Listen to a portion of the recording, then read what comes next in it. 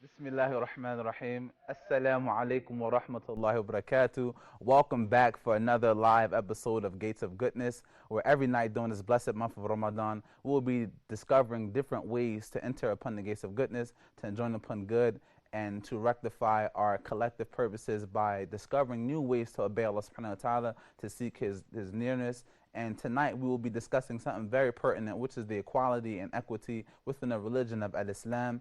I am your host, Youssef Kromah. And before we get too deep into this topic, I would like to introduce our noble guest, beginning with the Sheikh himself, Sheikh Suleiman Al-Hani, all the way from Dearborn, Michigan. Assalamu alaikum wa rahmatullahi wa barakatuh. Wa alaikum assalam wa rahmatullahi wa barakatuh. MashaAllah. Barakallahu feek. I mean, my yak, it's an honor to have you here, brother. MashaAllah, I love your energy, your optimism. I had some good iftar today, so I'm feeling really good. MashaAllah, MashaAllah, alhamdulillah. I had some good tamar, man. So, MashaAllah, I'm feeling really good. Alhamdulillah. Next up, I would like to introduce one of my favorites, the veteran of the show, Idris Surat. Assalamu alaikum wa rahmatullah. Wa alaikum salam wa rahmatullahi wa barakatuh. MashaAllah. Next, last but not least, I would like to introduce our noble guest, Amir Abdul Aal. Assalamu alaikum. Alhamdulillah. Alhamdulillah. How are you, brother, today? I'm fine, alhamdulillah. MashaAllah. That's a very nice shirt you have on today. Thank you. Alhamdulillah. Thank May you. Allah increase you. Thank you. Alhamdulillah. So today we're going to get right into it. We're going to be discussing equality within the religion of Islam. Now we hear many times about the ayah where Allah subhanahu wa ta'ala talks about that from amongst the signs of His creation, the heavens and the earth, and the diversity amongst their tongues and colors. Surely there are signs for those who are learned, and that Allah ta'ala created us all equal, and the only difference amongst us is the difference within taqwa. So we hear these ayat many times. We hear the hadith of the Messenger of Allah sallallahu alaihi wasallam when he elevated Bilal. So after learning these things, we look for them to be implemented within society, and we look for them to be a reality, not just in theory, not just in text, but actual realities within this world. So today we'll be discussing some of these occurrences that happen in real life situations and how those examples are translated into actualities. So I want to begin with the Sheikh and ask you for some comments. First begin some of the narrations and some of the ayat that mentions race and equality within the noble book of Allah subhanahu wa ta'ala and the sunnah of the Messenger of Allah sallallahu alayhi wa sallam. Sallallahu alayhi wa sallam. Bismillah, alhamdulillah, wa salatu wa salamu ala rasulillah wa ala alihi wa sahbihi wa man wala. I think without doubt we can all agree that this is something that's it's a conversation in every part of the world. This is taking place in the Western worlds, in the Western countries. It's taking place in third world countries. There's a caste system in many countries. There's all types of racism and discrimination that we're seeing in our times, and it should be addressed constantly and consistently. And people should not compromise on this, especially the people who have the platform to speak about this issue. Whether it's a scholar or a preacher or a Friday khatib or somebody who's active in da'wah or anything else, anybody who's able to speak out against racism and discrimination should and has the duty and obligation of speaking against it. Because we're seeing now that a lot of the problems in the world are occurring because people are having, for example, I'll give you a personal example. In one country nearby, we were basically visiting one of the mosques, and I said salam to one of the janitors at the mosque, and he smiled and turned around like confused. Are you speaking to me? I said, yeah, salam alaikum. And he turned around again. He said, why are you saying salam to me? Nobody says salam to me. And I was confused, and I asked my father, this was years ago, I asked my father what's going on, and basically this man right here is feeling this constant discrimination because of where he's coming from in a country in which people are looked down upon. And it's really sad because it was in a holy site, a holy area, and this is a known thing. It's not something to hide or sugarcoat. And the more we sugarcoat or hide these topics, the more we beat around the bush, the longer they're going to stay around. Sure. And the sooner they're addressed directly head on, the sooner people will start waking up to the reality. And so Allah subhanahu wa ta'ala doesn't look at where we come from, does not look at our ethnicities, our languages. Prophet ﷺ in his farewell speech said an Arab is not better than a non-Arab, and a non-Arab does not have priority over an Arab, and a black person does not have rights or priority or preference over a white person, or a white person over a black person, and so on and so forth. And so the Prophet ﷺ, first of all, in his last sermon, would leave us with all of this concise advice that's more important than anything else, and all of it can be broken down into many conversations. Furthermore, the people who have preference and priority in the sight of Allah, inna akramakum inda Allahi atqakum. As Allah subhanahu wa ta'ala says, verily the best amongst you, the most honorable, are those who have the most God consciousness, the most taqwa. And this is the essence of our conversation today, wallahu a'lam. SubhanAllah. You know, people oftentimes like to romanticize the idea of the Sahaba and the time that they were living in and say, you know, this was the way, there was no racism amongst them, it was just all love. But in reality, we know that when the Prophet ﷺ was addressing these things, he was addressing the condition within the society. So we have the example, one of the most famous examples where the Prophet ﷺ was very stern in refuting some of those ideas with Bilal ibn Rabah and him in between Abu Dhar, rahimahullah, when they had their altercation. And the Prophet ﷺ, you know, said to Abu Dhar very sternly that indeed you're a man that has some trace of jahiliyyah within you. And then what did he do? Abdul Dar, he went and put his head on the dirt and asked Bilal Ta'ala essentially for his forgiveness. So we know that these things were present within the society. So can we talk a bit about the social context that made the Prophet ﷺ talk about these things, and how us in our hopes to follow the Sahaba and implement the tradition of the Prophet Muhammad ﷺ, how that should translate within our own lives as well? Absolutely. So obviously this is something that was common in the Jahiliyyah and the ignorance period before Islam. And this is something that we see all around us as well. And so first let us distinguish between Muslims and Islam, because there's a big difference as we all know. And oftentimes a person will say, well, you're saying that your Prophet is speaking against racism, but your countries are filled with racism. Absolutely. This is a reality. They are. There are many places in which there are many Muslims, and there are many problems with regards to racism. There's problems with the caste system. There's problems with even sometimes physical abuse with people who have no power or they're sponsored to enter certain countries, and so on and so forth. And we do see this type of discrimination taking place in our times right now as we speak. Sure. And so when we look at what the Prophet ﷺ is addressing in regards to the issue or the incident that took place with Bilal radiallahu anh and Abu Dhar radiallahu anh, we see that this is something that he's saying you have traces from the Jahiliyyah. This is something that's still common in our times. Sure. And subhanAllah, to this day we still see it. To this day we still see it. And so we have to first address the issue head on. We have to ask ourselves, what can we do about it? What campaigns can we support? And it's important to avoid distinguishing between what people refer to as civil rights or activism and Islam, because Islam includes all of this. Absolutely. Islam is encompassing with all of this.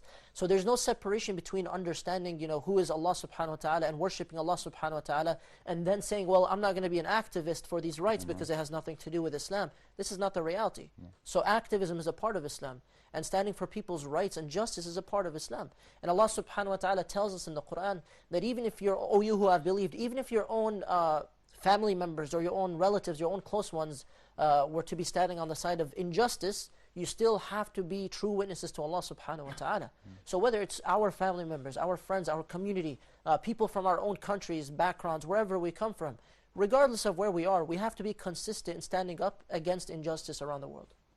SubhanAllah. Barakallahu feekum, Sheikh. I want to get Brother Idris and Ahmed involved in the conversation as well. Islam emphasizes the equality of the principle theoretically, but in practicality, how is that actualized within society? But before we go into the question, I want to let the viewers know that the phone lines are open, and the number to the phone lines will be across your screen.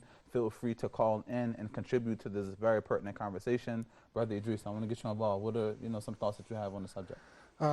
For me, I would say people don't realize the grand scale of this issue, and if you think about it, Islam basically rocked the boat two ways, and this is why it was basically fought against. And one of those was the La ilaha illallah Muhammadur Rasulullah.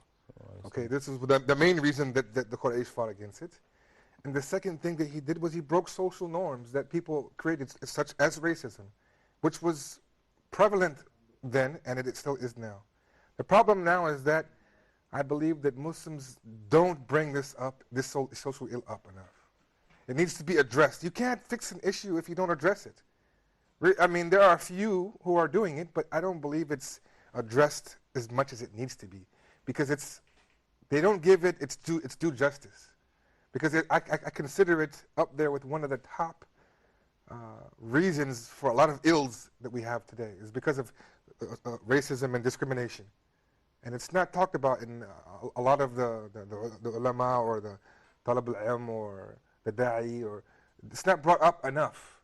They have other things they bring up, and they're also important, but you can't leave this off. This is what the Rasul he was about. Look at his seerah. You'll learn a lot from all the things that he used to go up to against. And this was one of the major ones. So I think it's just something that needs to be brought up a lot more, especially in certain parts of the world. As a matter of fact, everywhere. You know, something that happens to me very frequently here, and it's very frustrating. Initially, it frustrated me a lot, but now I kind of make light of it. Is that for example, I'll be in a taxi going somewhere, and you know, always the first question is, "Where are you from?" Right? It happens, yeah. First question, where are you from? And I'll say, you know, and I'm in America. You're not from America, man. Where are you really from? You're Nigeria. You're not into Najiri or Somali, right? And I'm like, no, I'm from America. No, man, you're a liar, man. Where are you from? And I'm like, what's it? Like, I'm telling you where I'm from. Why don't you believe, you know, where I'm from? And the taxi driver, usually they say there's no black people in America. Yes. And I'm like, what part of the planet do you exist on? So my question would be, who's the president of America? They said, okay. Well, where are you really from? That's what I need, right? So that's some of the things that happen. Like, what's that mentality of, because you're black, you have to be from a particular place. We want to pin you down to a place. What is that, you know, been your experiences, you know? For me, I've had the same issues. A lot of times they think either I have to be Egyptian, even though I'm not, or I'm from somewhere else, but not America, because a lot of the non-educated people in certain areas of the world, like here, don't know a lot about the rest of the world. They get most of their information from the television. And believe it or not, a lot of the television that they have in this area that some of the older generation watch isn't new. They're not watching new movies. They're watching old movies, and who are in the old movies? You don't see a lot of people of color in the old movies. So they assume by this that this is America and not, you know, the reality of the situation. So it's a problem with their understanding, their perception from what they're receiving. So a lot of times they don't mean anything bad by it. They really don't. They're just ignorant. So that's why I never really used to get upset, because 90% of them don't mean anything bad by it. They don't really mean an ill by it. They still love you. They just don't know any better. Of course, you have those ones who have an ill feeling because they think that you're black or whatever from somewhere. It doesn't make a difference where you're from or your race, but some of them do.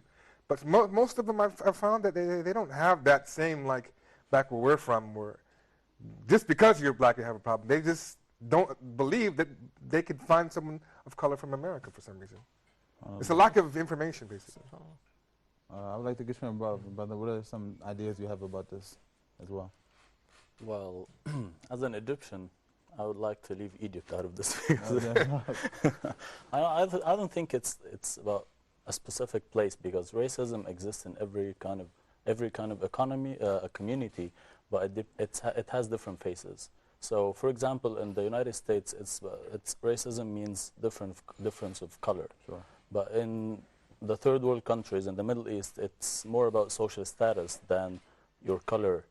Some countries in the Gulf countries depends on which tribe you're from. So this is racism. In Egypt, it's social status, how much money you have, how much authority you have. In different countries, it's different. Racism is different. So racism in itself, it has so many faces, but all of them go back to the same point of differentiating between people, making some people superior over others, which is, if you go back, you trace it back, it's something from the shaitan, it's devilish. It goes back to the first time that the reason because of it, shaitan was expelled from heaven. Because he felt superior over Adam, because he was created from fire and Adam was created from, mud or something. So he felt that, no, I'm from fire, I'm superior.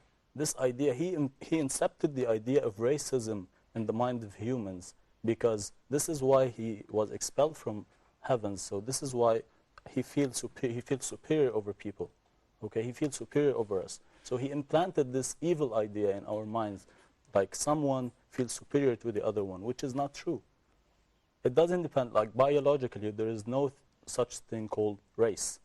There is no such difference based on biological research or something, based on your color, black, white, Hispanic, or Latino, or Middle Eastern. There is no difference, biologically speaking, between you. So where this evil idea comes from? It's from shaitan. It's like he needs to implant the conflict between human beings. This is the core reason he's here. So this is the conflict we're facing. So we need to remove this idea from, and this is what Islam is doing. If your question was the practicality of removing racism from our minds, Islam implanted this by the equality in masjid. Everyone is standing next to each other. The black, the white, the poor, the educated, the uneducated. Everyone is equal in front of Allah. In Hajj, everyone is dressed the same. Because it doesn't, it's your heart. It's not how you look. It's not how much money you have. It's not what's the position you have in like the power you have. And this is the glory of Islam. It shows us like all of us are equal in front of Allah.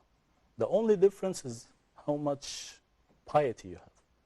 Are you more righteous than the other? Yeah, this is okay. You can measure. This is Allah's measuring your good deeds or something. How you deal with people, how you treat people, how you worship Allah is better than the other one or not. And this is only Allah can judge this, not a human being.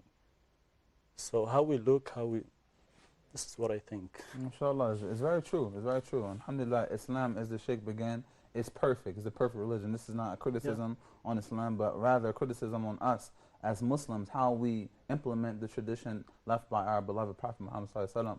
So, but this is a perfect segue into our next question. How does the Quran solve the problem of racism?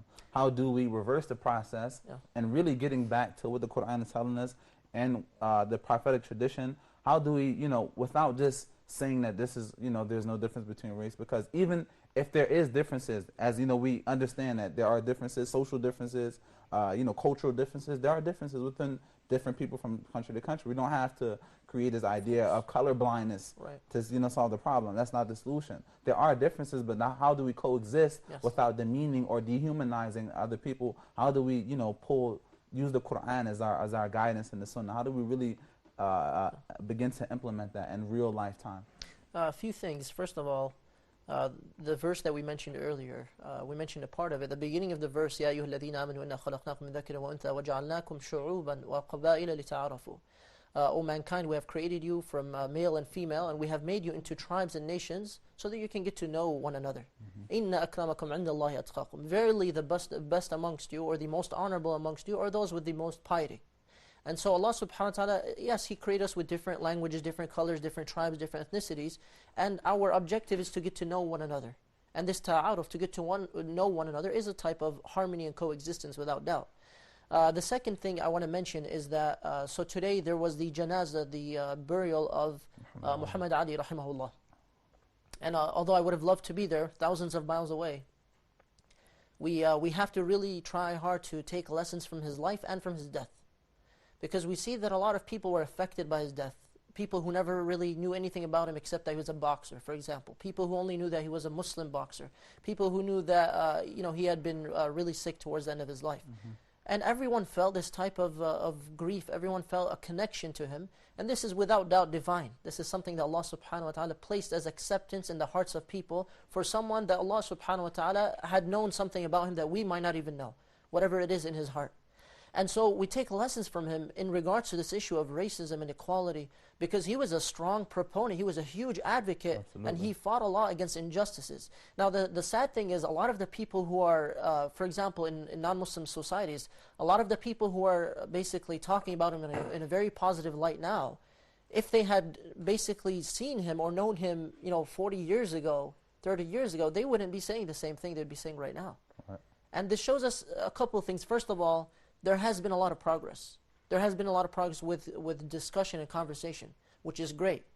But more importantly, we want to try to be very practical and not just have this lovey-dovey type of talk. Exactly. Sure. Because we can talk about racism all we want.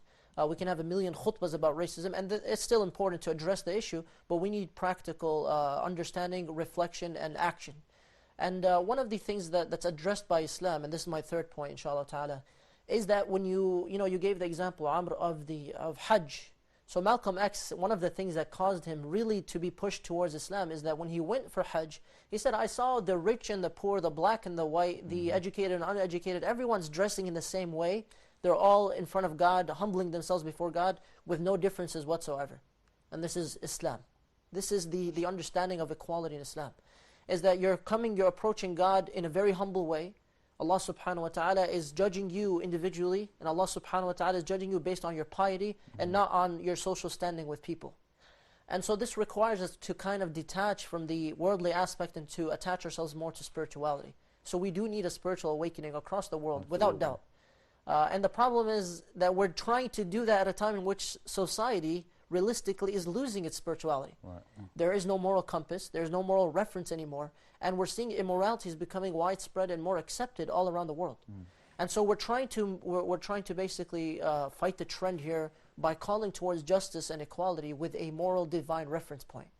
When you go to prayer in the mosque, you see that the first row is not just a variety of Muslims. Rather, you see that it doesn't matter what your standing is. If you make it to the first row on time, you're in the first row. Yeah. So it doesn't matter if you're rich or poor, it doesn't matter your position, it doesn't matter how much money you have, whatever you have of this life does not matter. And the same way we are born with nothing, you and I are born with no possessions, we're going to leave this world with no possessions. We're going to leave this world with our deeds. And so we have to try to fill that gap between birth and death, to try to call towards this type of equality amongst people around the world. When we see, the prayer, when we see Hajj, when we see Umrah, we see even concepts of socio-religious spirituality with zakah, for example. We see that Islam has the correct implementation for everything. But it's a matter of us implementing in our lives first and foremost. Before we start going out there and preaching, we need to implement it internally. We need to reflect more and study on this issue, and we need to address this issue as much as possible without shying away from anything. Right. Because really, if we're not able to advise one another, we're not able to address these types of issues, we're not going to solve any problems. We really will not. And if we're focused on less priority issues, that's going to also cause more problems for us in the future. Wallahu a'lam. Barakallahu feek. Alhamdulillah, viewers, this is a very, very pertinent conversation. I hope you guys are listening and we're all benefiting. We have a report that we're going to go to, inshallah ta'ala, and we're going to be right back. Assalamu alaikum wa rahmatullahi wa barakatuh.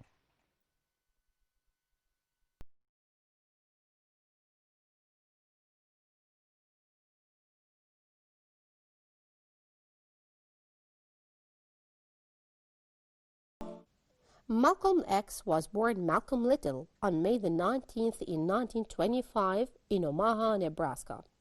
Malcolm was the fourth of 8 children born to Lewis, a homemaker, and Earl Little, a preacher who was also an active member of the local chapter of the Universal Negro Improvement Association and avid supporter of black nationalist leader Marcus Garvey. Due to Earl Little's civil rights activism, the family faced frequent harassment from white supremacist groups such as the Ku Klux Klan and one of its splinter factions, the Black Legion. In fact, Malcolm X had his first encounter with racism before he was even born. When my mother was pregnant with me, she told me later, a party of hooded Ku Klux Klan riders galloped up to our home, Malcolm later remembered. Brandishing their shotguns and rifles, they shouted for my father to come out. The harassment continued when Malcolm X was 4 years old. Local Klan members smashed all of the family's windows, causing Earl Little to decide to move the family from Omaha to East Lansing, Michigan. However, the racism the family encountered in East Lansing proved even greater than in Omaha. Shortly after the Littles moved in 1929, a racist mob set their house on fire, and the town's all-white emergency responders refused to do anything. The white police and firemen came and stood around watching as the house burned to the ground. Malcolm X later remembered. 2 years later, in 1931, things got much, much worse. Earl Little's dead body was discovered laid out on the municipal streetcar tracks. Although Malcolm X's father was very likely murdered by white supremacists from whom he had received frequent death threats, the police officially ruled his death a suicide, thereby voiding the large life insurance policy he had purchased in order to provide for his family in the event of his death. Malcolm X attended West Junior High School, where he was the school's only black student. He excelled academically and was well liked by his classmates who elected him class president. However, he later said that he felt that his classmates treated him more like the class pet than a human being.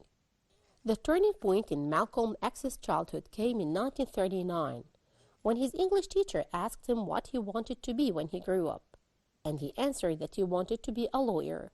His teacher responded, "One of life's first needs is for us to be realistic. You need to think of something you can be. Why don't you plan on carpentry?" Having thus been told in no uncertain terms that there was no point in a black child pursuing education, Malcolm X dropped out of school the following year at the age of 15. After quitting school, Malcolm X moved to Boston to live with his older half-sister Ella, about whom he later recalled, "She was the first really proud black woman I had ever seen in my life. She was plainly proud of her very dark skin. This was unheard of among Negroes in those days." Ella landed Malcolm a job shining shoes at the Roseland Ballroom. However, out on his own on the streets of Boston, Malcolm X became acquainted with the city's criminal underground, soon turning to selling drugs. He got another job as kitchen help on the Yankee Clipper train between New York and Boston, and fell further into a life of drugs and crime. Sporting flamboyant suits, he frequented nightclubs and dance halls and turned more fully to crime to finance his lavish lifestyle. This phase of Malcolm X's life came to screeching halt in 1946 when he was arrested on charges of larceny and sentenced to 10 years in jail. To pass the time during his incarceration, Malcolm X read constantly, devouring books from the prison library in an attempt to make up for the years of education he had missed by dropping out of high school. Also, while in prison, he was visited by several siblings who had joined the Nation of Islam, a small sect of black Muslims who embraced the ideology of black nationalism, the idea that in order to secure freedom, justice, and equality, black Americans needed to establish their own state entirely separate from white Americans.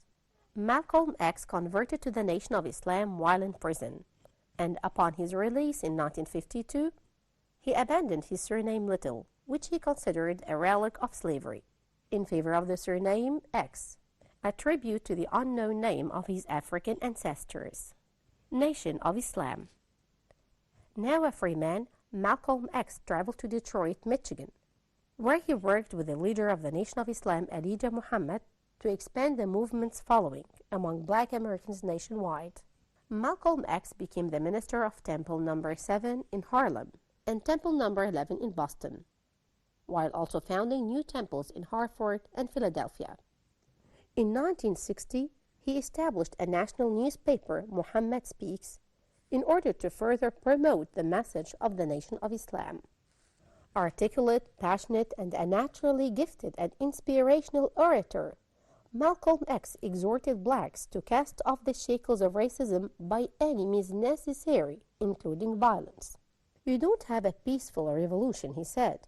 "You don't have a turn-the-cheek revolution. There is no such thing as a nonviolent revolution." Such militant proposals, a violent revolution to establish an independent black nation, won Malcolm X large numbers of followers as well as many fierce critics. Due primarily to the efforts of Malcolm X, the Nation of Islam grew from a mere 400 members at the time he was released from prison in 1952 to 40,000 members by 1960.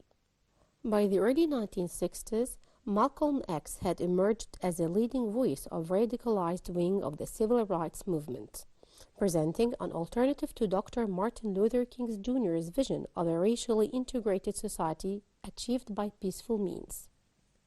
Dr. King was highly critical of what he viewed as Malcolm X's destructive demagoguery, Malcolm trips and visit to Mecca, and the Hajj pilgrimage. In 1964, Malcolm X embarked on an extended trip through North Africa and the Middle East. The journey proved to be both a political and spiritual turning point in his life. He learned to place the American civil rights movement within the context of a global anti-colonial struggle, embracing socialism and Pan-Africanism. Malcolm X also made the Hajj, the traditional Muslim pilgrimage to Mecca, Saudi Arabia, during which he converted to traditional Islam, and again changed his name this time to Al-Hajj Malik al-Shabazz. After his epiphany at Mecca, Malcolm X returned to the United States, less angry and more optimistic about the prospects for a peaceful resolution to America's race problems. The true brotherhood I had seen had influenced me to recognize that anger can blind human vision, he said. America is the first country that can actually have a bloodless revolution. Tragically, just as Malcolm X appeared to be embarking on an ideological transformation with the potential to dramatically alter the course of the civil rights movement, he was assassinated. Death and legacy. On the evening of February the 21st in 1965, at the Audubon Ballroom in Manhattan, where Malcolm X was about to deliver a speech, 3 gunmen rushed to the stage and shot him 15 times at point-blank range. Malcolm X was pronounced dead on arrival at Columbia Presbyterian Hospital shortly thereafter. He was 39 years old. In the immediate aftermath of Malcolm X's death, commentators largely ignored his recent spiritual and political transformation and criticized him as a violent rabble-rouser. However, Malcolm X's legacy as a civil rights hero was cemented by the posthumous publication in 1965 of the autobiography of Malcolm X, as told to Alex Haley.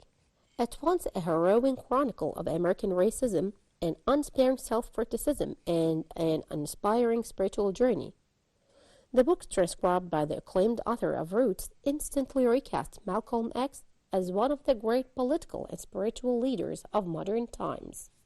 Named by Time magazine one of 10 required reading nonfiction books of all time, the autobiography of Malcolm X has truly enshrined Malcolm X as a hero to subsequent generations of radicals and activists. Perhaps Malcolm X's greatest contribution to society was underscoring the value of a truly free populace by demonstrating the great lengths to which human beings will go to secure their freedom. Power in defense of freedom is greater than power in behalf of tyranny and oppression, he stated, because power, real power, comes from our conviction, which produces action, uncompromising action. Personal life. In 1958, Malcolm X married Betty Sanders, a fellow member of the Nation of Islam. The couple had 6 children together, all daughters: Atallah, born in 1958, Kabila, born in 1960, Ilyasa, born in 1963, Gamila, born in 1964, and twins Malek and Malika, born in 1965.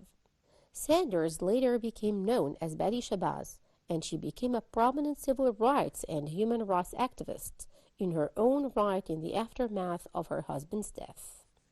In May 2013, Malcolm X's grandson, Malcolm Shabazz, son of the civil rights leader's second daughter with wife Betty Shabazz, Kabila Shabazz, was beaten to death in Mexico City near the Plaza Garibaldi. He was 28 years old. According to a report by the Los Angeles Times, police believe Malcolm Shabazz's death was the result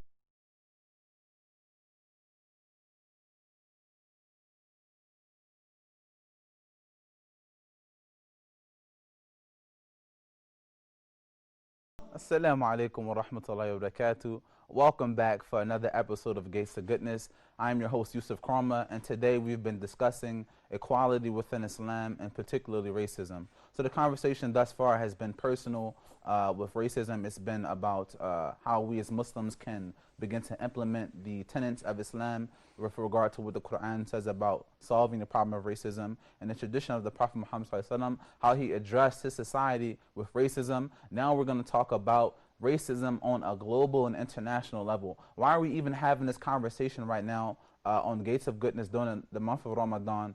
And how is talking about racism an act of goodness? So we're going to talk about how racism rears its ugly head all around the globe, and it affects not only people socially, but people on the economical level. It affects the education of people. It affects people on so many different levels. We're going to begin with the Sheikh. He's going to offer some insight on the different forms of racism and how it destroys societies, destroys the fabric of societies.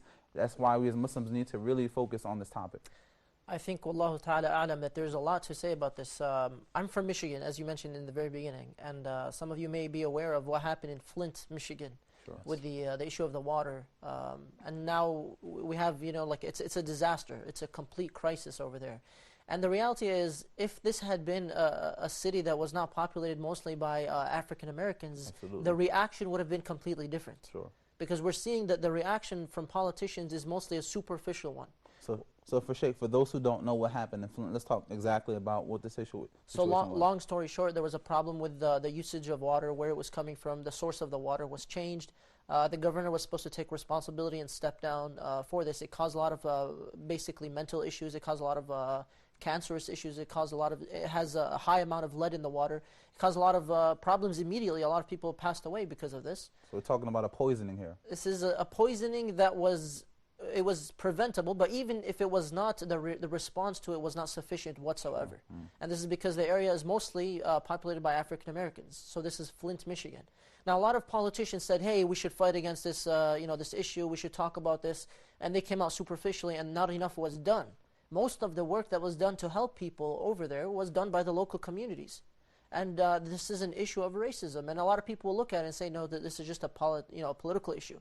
This was an issue of racism. If it was connected to politics, yes, then it was connected to politics, because a lot of times when we look at examples of like South Africa and apartheid, we see that politics, sometimes the government role has a link, a direct link to the racism that we're seeing around us in society. Absolutely. And this causes the people to continue this trend of racism, and it becomes a norm. It becomes a cultural norm. So what we saw in Flint, Michigan is just a minor example of this. What we're seeing all over the United States, for example, with mass shootings of black teenagers, usually they're young black teenagers, they're shot usually by white cops, and the reaction or the consequences to the white cops is not usually fair or equal in regards to other incidents that have taken place where the convict or the criminal was black and the victim was white. And we see this all over the U.S. We saw the example in Florida with Martin, and we saw how people responded to this. And we see that now he actually is a bigot, and he's supporting all types of bigotry around the United States. Now, a lot of people who might be watching might not understand these specific examples, but these are things that are happening in the United States, and they're happening all around the world. And they're happening in different forms, and they're happening in economic ways, such as in Detroit, Michigan, where I hail from. We see a lot of the issues that are causing more crime, and it's considered the most dangerous city in the United States. Sure. The issues that are causing more crime is a type of suppression against the people there, and it's an economic one as well. And so we have to realize that this is on all types of levels and platforms, and we have to address every angle, and we have to address it properly. And if we're not willing to discuss the past and the present, then we're not going to solve any problems in the future. One of my favorite role models in this regards is Sheikh Omar Suleiman from the United States. May Allah preserve him and continue to increase him in goodness. Amen. He actually did an entire seminar, and I highly advise our viewers to tune into this seminar, to watch it online. And this was titled Slavery, a Past and Present Tragedy, something along these lines. It's online. It's a very comprehensive discussion. And it covers a lot of the root causes of racism, as well as the solutions, as well as some of the trends that we're seeing in different parts of the world. So we ask Allah subhanahu wa ta'ala to make us all a means of goodness in every way possible, because a lot of Muslims, again, will look at this as a minor issue, whereas the reality is it is a major issue. And it is something that we need to address first with ourselves and then with the people around us without fearing any type of consequences. SubhanAllah, Sheikh. This as you're speaking, I'm thinking about all the things that you mentioned, and police brutality, mass incarceration, there's like the new Jim Crow, new form of slavery, economic depression, and all of these things. I think what would happen if the Prophet ﷺ existed in a time such as now?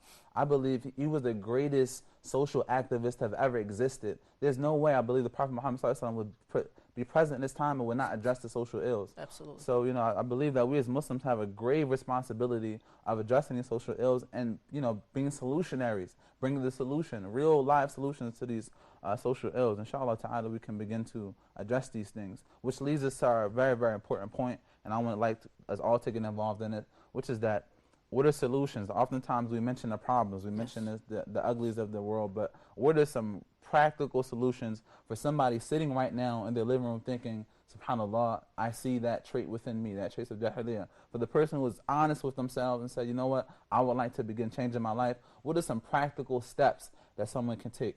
Now, I have an idea in mind. In light of this being the month of Ramadan, people are having iftars, where they invite, their closest friends and companions. Who are you inviting to your home to come and eat with you? That's one of the most intimate forms when you invite somebody to your house to sit with you, to sit with your beloved people that you really love, who are you inviting? Are you going out of your way to invite that brother that may not be of your same culture, that may not be of the same tradition as you? Are you going out of your way to invite him, or does the room look exactly alike? Does everyone speaking the same language? Does everyone come from the same place? We should take the time to say, you know what? There's a brother from this certain place. He doesn't look like me. Who doesn't share any cultural background. Maybe I should invite him to my house because he has taqwa, because he's a person of taqwa. Because we pray together. Maybe we should eat together, and it increases the suhbah. So that's one way for your iftar that you're planning, inviting people to your homes. Perhaps we should begin to invite people from different ethnicities, different origins, people that we wouldn't normally associate outside of the masjid. Because it's one thing to pray in ranks inside of the masjid and leave out, and you never visit the brother's house. You know what? You never ate with I him. love that idea so much about having an iftar with people you never even met, or people you just met in the masjid at the very least, because people now are paranoid all over the world, subhanAllah. Sure. But one of the most interesting things is that when the Prophet ﷺ advised us of a path to paradise, he advised us to love one another. And he said, do you want to know about something that if you did it, you would come to love one another? They said, what is it? He said, Afshu salama baynakum. Spread the salam amongst you. Sometimes we pray in the mosques, especially in, for example, in Western countries where there's so much diversity. I used to be an imam in East Lansing, Michigan. We had sometimes up to 40, 50 different ethnicities in the masjid for Taraweeh. 50 different countries being represented right there. At the very least, anytime you go to the masjid, try to say salam and get to know the person next to you. Try to say salam to a random person at the mosque. Introduce yourself, get to know them, something along these lines. And also, if you can, extend it to iftars or personal connections outside of, not just Ramadan, but outside of the month of Ramadan. Perhaps that might end up being some of the greatest brotherhood or sisterhood that person would find in their lives. Wallahu a'lam. Yeah, very true. And for me personally, I'm a foodie. So, if you invite me to your home and you feed me well, it's hard for me to have anything hard against you. Like right now, I love Somali people because they fed me very well. So they're some of my favorite people. Alhamdulillah, I've seen the same thing in Egypt. And anywhere I go, I try to take the best from a people's culture, So when I sit down with my Egyptian brothers, I sit in their homes, I pray with them in the masjid, we travel together. The love that grows in my heart is unshakable, it's unremovable, So what are some different tips and things that we can begin doing to increase the suhbah, the brotherhood, increase the love between us, so there is absolutely no room for racism? For me, I would say first thing you have to do is take it on a personal level. You need to do what like Omar ibn Khattab said, hold yourself accountable before Allah holds you accountable. Sit down, as you said, and both of you mentioned, be honest with yourself. Account yourself. Be honest with your inner feelings. What happened to you throughout your days, and how did you interact? Could you have interacted? Do you have a feeling in yourself that you shouldn't have? And if you do, then you need to go to Allah subhanahu wa ta'ala and you need to ask Him for help, because nobody can help you, not even yourself. You can't even help. You can't. It's so difficult to take this type of ill out of you. I believe that you will need Allah subhanahu wa ta'ala's help one way or another, whether it be practical or whether it just be through His divine help. True. So the first thing I would say is find this ill inside of you, and then fall to your knees, fall to your face, and be sincere in asking Allah to take it away from you. If you start with that, then you can start doing the other practical things, because then you'll start to accept them. Because sometimes you may go do a practical act, but you still have it in your heart, and you don't really you haven't asked Allah to help you relieve yourself of this. SubhanAllah, you mentioned something that reminded me of what Brother Amr mentioned earlier about arrogance and pride. And I feel like it would be very difficult for a person who is humbling themselves constantly to Allah subhanahu wa ta'ala with real, genuine humility to have any type of racism towards others. Somebody who's really embodying and exemplifying humility in their lives, it's going to be difficult for that person to also be an arrogant racist. And so this is definitely a very good first advice, Wallahu a'lam. A joke that some of the brothers do is like when people ask where we're from, say, "Ana min ma." I'm from water, or even exactly, from the Prophet. That's hilarious. So if people like ma fayn ma, qareeb min al-bahr yani. So it's like a joke, but we're all from water. We're all from the same base substance, or we're all from dirt. If you really want to take it to another level, there's no way I can look at this and say, you know what, I'm better when I'm from dirt. And the different ways Allah subhanahu wa ta'ala described the human being, there's certain things that's even lower than dirt in the Quran, and He talks about the human being and where he came from. So when you think of Ahmed, you were very spot on point. That's the solution, to think about where did this come from? What was the origin? And it was shaitan. And if you look at the state of shaitan, man, we don't want to go that route. That I'm better than you because I'm from fire and you're made from dirt. You know, something that we really should address very bluntly for our viewers and for ourselves is right now we're saying the first step, the first practical step is let us look at ourselves and our families first. Now, a person might say, okay, I'm not racist. Alhamdulillah, I've reached this point. Now what can I do to step 2? But hold on, go back. Step 1. If you reach a point in your life in which, for example, we see around us issues of interracial marriages. Come on now. That's when it Don't comes go up. there. I'm sorry. I'm sorry.